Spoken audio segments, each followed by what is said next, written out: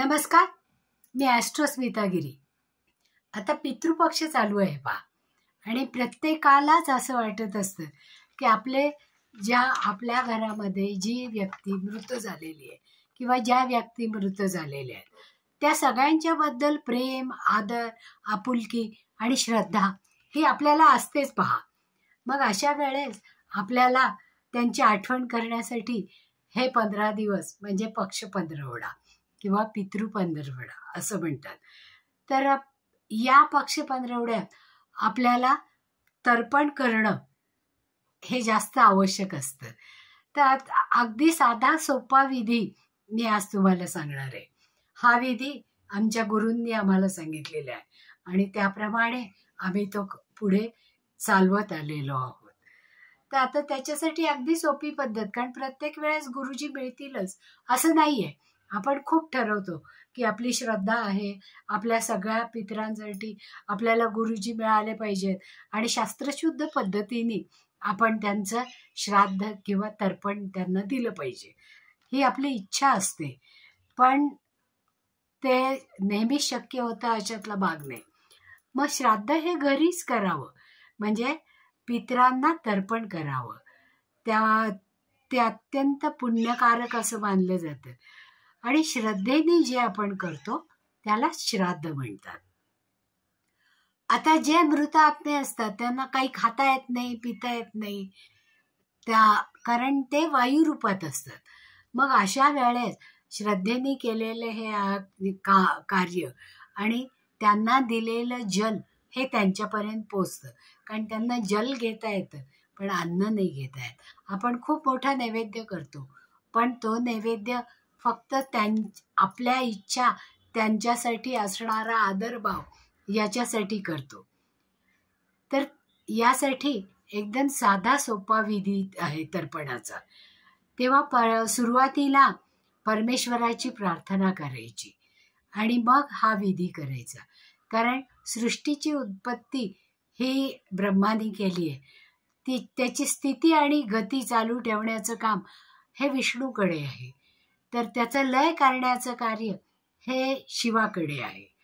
तर मग अशा या पृथ्वीचं चलनवलन व्यवस्थित ठेवण्यासाठी श्रीहरी म्हणजे विष्णूची उपासना करणं अत्यंत आवश्यक आहे. म्हणजे या सुरुवातीला परमेश्वराची प्रार्थना करायची, म्हणजे श्रीहरीची प्रार्थना करायची आणि मग आपल्याजवळ तर्पण सामुग्री घेऊन बसायचं. आता या तर्पण सामुग्रीसाठी जी भांडी आपण वापरणार आहोत ती चांदीची किंवा तांब्याची किंवा काशाची चालतात, पण स्टील किंवा लोखंडाची भांडी ही तर्पणासाठी अजिबात चालत नाहीत. तर अशी भांडी वापरायची नाहीत. मग अशा ज्या वेळेस आपण तांब्याचा कलश घेतो, तांब्या घेतो, त्याच्यामध्ये थोडंसं गंगाजल नसलं तर त्याच्यात कापूर टाकायचा, म्हणजे ते गंगाजल समान होतं. किंवा गंगेचं आवाहनम म्हणून त्या पाण्यामध्ये साधं जल घालायचं, त्यात शुद्ध जल पाणी घालायचं, त्याच्यामध्ये थोडंसं दूध घालायचं, थोडे जव घालायचे, काळे तीळ घालायचे आणि तांदूळ घालायचे आणि त्याचबरोबर थोडंसं चंदन घालायचं. त्यामुळे ही सामग्री तर आपल्याकडे तयार झाली. मग आसनावर, जमिनीवर नाही बसायचं, आसन घ्यायचं आणि आसनावर बसायचं, दक्षिणेकडे तोंड करून बसायचं. 2 दर्भाच्या काड्या, हे सगळं साहित्य पूजेच्या दुकानामध्ये आपल्याला मिळतं पहा. दर्भ पण तिथेच मिळतो. 2 दर्भाच्या काड्या व्यवस्थित गुंडाळून त्या हातामध्ये तिरक्या ठेवायच्या, उजव्या हातात तिरक्या ठेवायच्या आणि तिरक्या पकडायच्या. अंगठा आणि तर्जनी, कारण 3 पिढ्या, कारण त्यांचा DNA आपण वापरतो. DNA कसा असतो? क्रॉस असतो पहा. आणि त्याला 3 टेंटॅकल्स असतात, म्हणजे 3 भाग असतात त्याचे. त्याच्यामुळे 3 पिढ्यांना तर्पण देणं हे आवश्यक असतं, म्हणजे वडील, आजोबा आणि पणजोबा. मग या प्रत्येकाचं नाव घ्यायचं, म्हणजे ज्या कुलामध्ये ज्या गोत्रामध्ये आपण आपला जन्म झाला, कारण सगळ्यांचं गोत्र आता एक आहे, मग त्या गोत्राचं नाव घ्यायचं, वडिलांचं नाव घ्यायचं आणि अंगठ्यावरनं हातात तीळ घ्यायचे आणि अंगठ्यावरनं आणि तर्जनीच्या मधून तिलांजली द्यायची. तीळ हातामध्ये घ्यायचे, त्याच्यावर दर्भाचे काळे असणारच आहे आणि पाणी त्याच्यावरनं 3 वेळा अर्पण करायचं ताम्हणामध्ये, आणि त्याला तिलांजली म्हणतात. असं वडिलांचा करताना स्वधा तस्मै नमः असं म्हणायचं आणि 3 वेळा परत तिलांजली द्यायची. तसंच आजोबांचं करताना स्वधा तस्मै नमः म्हणून तिलांजली द्यायची आणि 3 वेळा पाणी अर्पण करायचं. पंजोबांचं करतानाही त्याच पद्धतीने करायचं. आता स्त्री पितरांसाठी म्हणजे आई, आजी आणि पणजी यांच्यासाठी तर्पण देताना मी माझ्या आईला म्हणजे त्या आईचं नाव घ्यायचं, म्हणजे त्यांच्या आत्म्याच्या तृप्तीसाठी तिळासहित जल अर्पण करत आहेत असं सांगायचं आणि तस्यै स्वधा नमः असं म्हणायचं. 3 वेळा अंगठ्या आणि तर्जनीकडून पाणी जल अर्पण करायचं, तिलांजली द्यायची आणि 3 वेळेस म्हणजे आईसाठी, आजीसाठी आणि पणजीसाठी. त्याचबरोबर अन्य पितरांसाठी, कारण आपल्या घराण्यामध्ये फक्त आई, आजी, आजोबा किंवा वडील, आजोबा, पणजोबा असेच नसतात. कितीतरी लोक चुलते असतात, चुलत्या असतात, आत्या असतात, माम्या असतात, काका असतात. या बऱ्याच पितरं असतात जी आपल्याला माहीत आहे.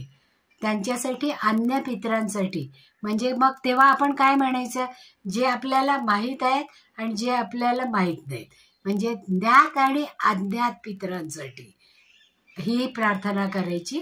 हातामध्ये तीळ घ्यायचे आणि पुन्हा अंगठा आणि तर्जनी यांच्यामधून ते अर्पण करायचं, ती तिलांजली द्यायची आणि 3 वेळा असं पाणी सोडायचं आणि पुरुषांचं म्हणताना तस्मै स्वधा नमः आणि स्त्रियांचं करताना तस्यै स्वधा नमः असं म्हणायचं. म्हणजे जेव्हा जेव्हा आपण असं तर्पण देऊ त्यावेळेस आपल्याला जर सगळ्या पितरांची, गेलेल्या लोकांची तिथी माहीत असेल तर त्या तिथीला ही तिलांजली द्यायची. पण ती तिथी जर माहीत नसेल तर सर्व पितरी अमावस्येला ही तिलांजली द्यायची. त्यावेळेस नैवेद्य करायचा आणि ब्राह्मणांना शिधा द्यायचा. ब्राह्मण नाही आले तर त्यांच्या घरी जाऊन द्यायचं. गाईला नैवेद्य आणि हिरवा चारा घास म्हणून द्यायचा आणि जिथे आपण पूजा केली आहे की नाही दक्षिणेकडे बसून, तिथे पुन्हा थोडे काळे तीळ घालायचे आणि हे पितृदेवता ही तिलांजली आणि नैवेद्य याचा स्वीकार करा आणि आमच्या सगळ्यांवर कृपा आशीर्वाद ठेवा असं म्हणायचं. की शेवटी परत एकदा परमेश्वराची प्रार्थना करायची, कारण आपण सगळेच विधी योग्य पद्धतीने करतो असं नाही ना. मग त्यावेळेस परमेश्वराची क्षमा मागायची.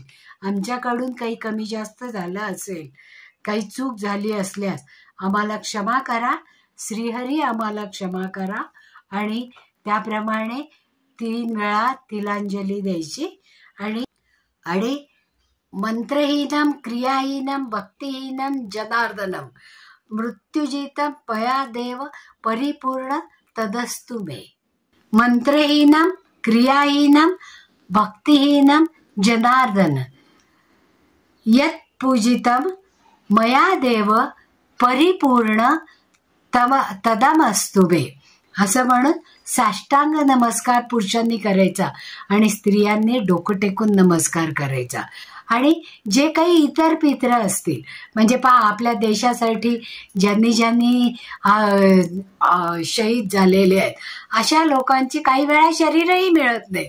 मग अशा वेळेस आपण आपल्या पितरांचं तर्पण करताना जर इतर सगळ्या पितरांमध्ये शहीद झालेल्या लोकांची नावं घेतली तर त्यांच्यापर्यंत सुद्धा ही तिलांजली पोचते आणि सगळे पित्र त्यांना गती प्राप्त होते आणि ते तृप्त होतात.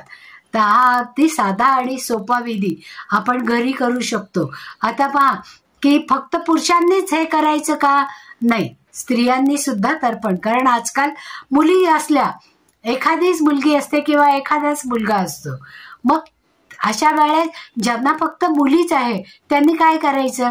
कारण आपुलकी आणि प्रेम तर त्यांनाही असतं ना मुलींना. मुलं आणि मुली सारख्याच आहेत, मग मुलींना सुद्धा हा अधिकार आहे आणि त्यांनी हे तर्पण करावं की ज्याच्यामुळे आपल्याला प्रिय असणाऱ्या आपल्या मृतात्म्यांपर्यंत ही तिलांजली पोहोचेल.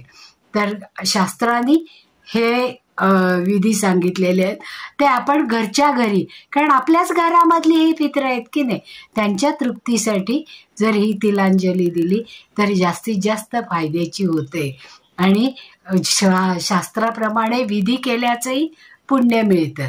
आवडलं असेल तर लाईक करा, सबस्क्राईबही करा आणि तुमच्या सगळ्या मित्रमैत्रिणींपर्यंत पोचवायचं असेल तर शेअरही करा. पुन्हा आपण असाच एखादा नवीन व्हिडिओ घेऊन येऊया, असाच एखादा नवीन विषय घेऊ आणि व्हिडिओ करू. तोपर्यंत धन्यवाद.